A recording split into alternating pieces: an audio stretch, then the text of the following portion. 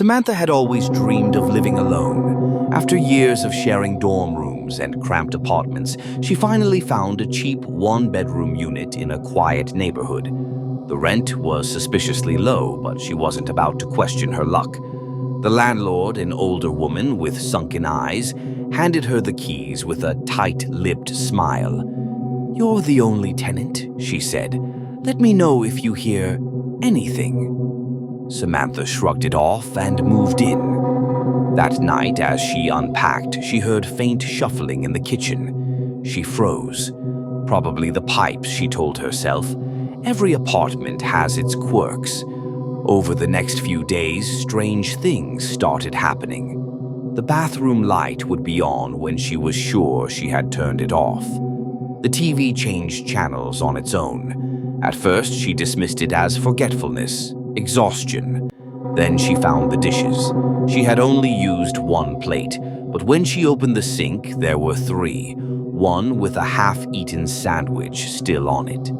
That night, she locked her bedroom door. At 3 a.m., she woke up to the sound of slow, deliberate breathing on the other side.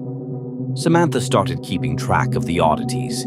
She placed a single apple on the counter before bed. By morning, it had a bite mark.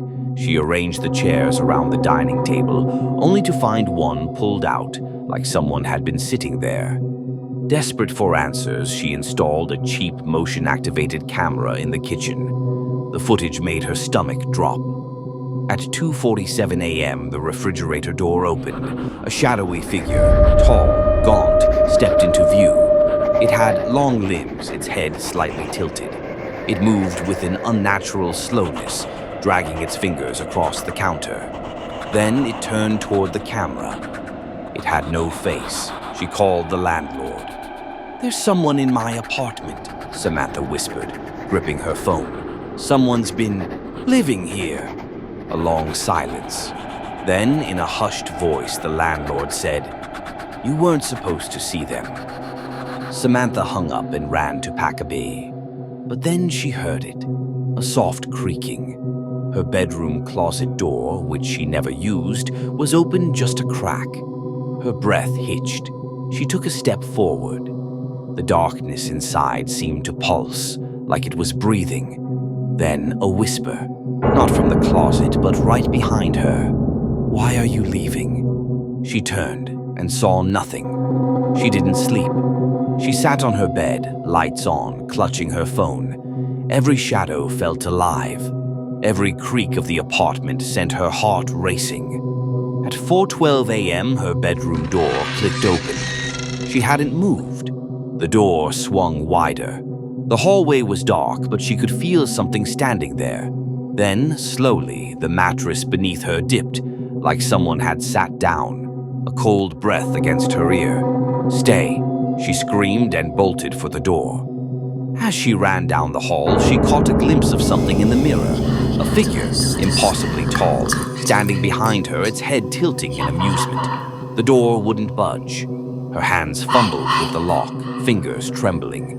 Then a whisper, right beside her. "You already let me in." The lights flickered. The door burst open. Samantha tumbled into the hallway, gasping. She never went back inside. The next day, she went back for her things, with a locksmith. The apartment was eerily empty. Her belongings were untouched, except for a single note on the kitchen counter. It read, "I never lived alone." She moved out that evening. Weeks later, she found an online forum discussing strange occurrences in that building. A decade ago, a man had gone missing in her apartment, vanished without a trace. But neighbors still heard him moving around, still heard his breath at night, and sometimes tenants who stayed too long disappeared too. The apartment remains for rent.